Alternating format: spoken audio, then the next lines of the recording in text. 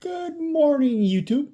Cardball Crazy coming back with video. Yeah, I'm doing an early morning edition. Tuesdays are my days off for work. And so before I start my day and do a couple errands, grocery shopping and such, I'll showcase some cards I got in the mail yesterday and one card I got in the mail last week. But one card has been long on my want list. I finally found it. As achieved by the video, I have a vintage Oddball rookie card. I got the #1 card off my Japanese want list, and I got picked up a baseball card of a rock star. Why? I'll explain in a few. First of all, I'm wearing my ALS awareness, Sarah Lang's BALS shirt today. Today is Luke Gehrig's day, so we all should be a ALS awareness day and baseball celebrating Lou Gehrig and being aware and showcasing the awful disease that ALS is. And hopefully someday there is a cure for it.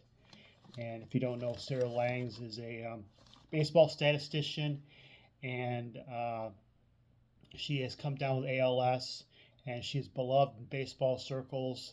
And always in her Twitter account, she always mentions at the very end anything she tweets about baseball, something happening in baseball. Could be in baseball, not really baseball related. It's about families and fans and pets and quirky stats that kind of link together. Baseball does. She always ends with everything. Baseball's the best.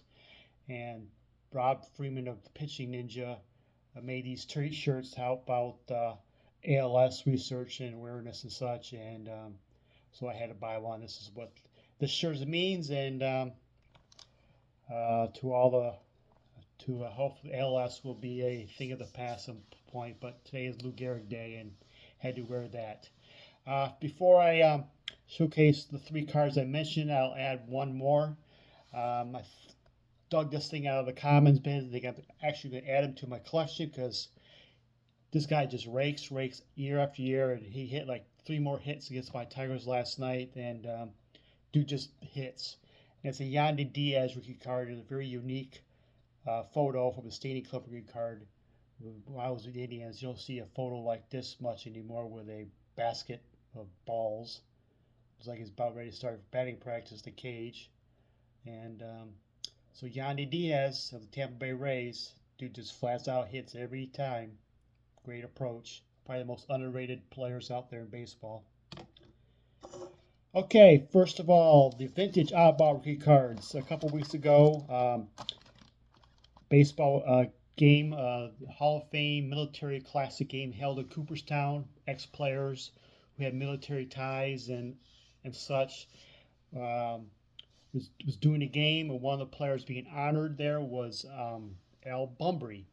Al Bumbry was a Vietnam vet, and Vietnam vets are not really talked about much in the baseball circles. We know it's not a popular word and all, but he was a Vietnam vet. He was a tank platoon leader, and he was in charge of like 40, 45 men, and he was proud to say that he never lost one man in the line of duty.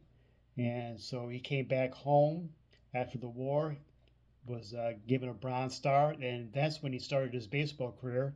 And he was Rookie of the Year, an All-Star, a World Series champion, played like 15 years or so in the major leagues.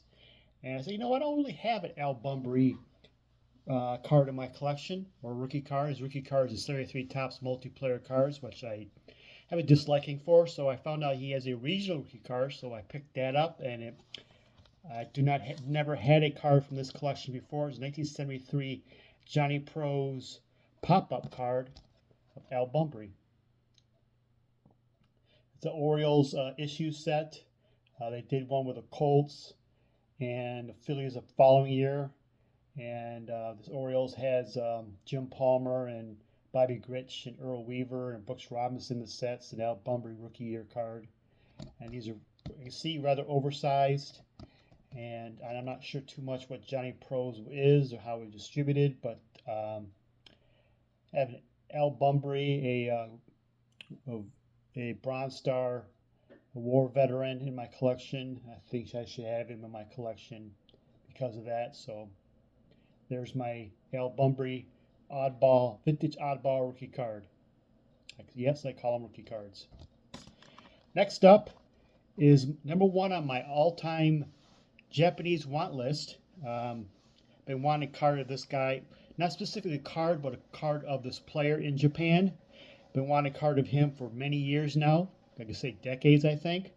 Finally found one at the price I want, and so I ended up picking 89 Takara as like a gaming card of Big Daddy, a Cecil Fielder in Japan. Of course, he started his career with the Blue Jays. Uh, didn't really establish himself too much in the Blue Jays. He's kind of a part-time player, platooner with Japan, became a star, and came back and with my Tigers. He hit 50 home runs, became a perennial power RBI source, and a legend. So I wanted a Cecil Fielder card with Japan, and finally found him with the Hanshin Tigers. Very excited about that. And the last one is a baseball card of a rock star. Um, I normally do not collect the Topps first pitch cards at all. There's some random celebrities or local celebrities or some sort. Newsworthy people. It's like, there's no affiliation whatsoever to the game. They're just fans like you and I. But I want to find a first pitch card of something that has a deeper meaning, a more embedded part of baseball. So I discovered this guy has a little bit more. So I picked up a 2015 Topps first pitch card of Eddie Vedder. Of course, we now know him as a frontman of the 90s grunge band Pearl Jam. Great bands of the 90s and such. Of course, he's born in the Chicago area, Midwest area. Family's big Cubs fans, and so he's a big Cubs fan, and he wrote the song all the way in the late 2000s, and tried like a theme songs next time the Cubs World Series, and ended up winning in 2016, of course, and that song became part of their celebration and such. But that's not why I bought Eddie Vedder, because he's a wrote a Cubs song and became part of Cubs historic World Series championship, a celebration, a theme, and such.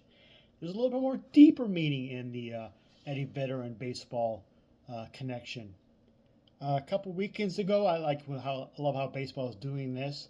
They did a rivalries weekend where each team played their biggest rival, or one of the biggest rivals.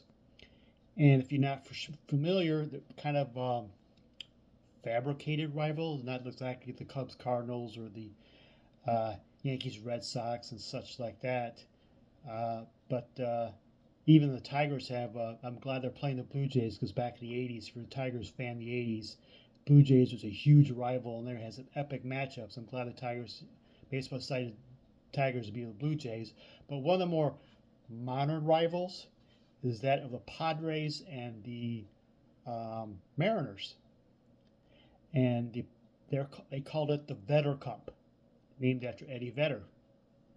Why is it Eddie Vedder Cup? Well, after he was born in the Chicago area, he actually grew up in San Diego, hence the Padres connection.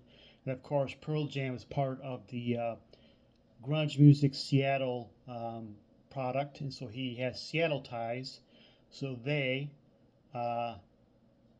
rivalry became the Vedder Cup, and the trophy is a replica 1963 Fender Stratocaster guitar from Eddie Vedder, and they call it the Vedder Cup.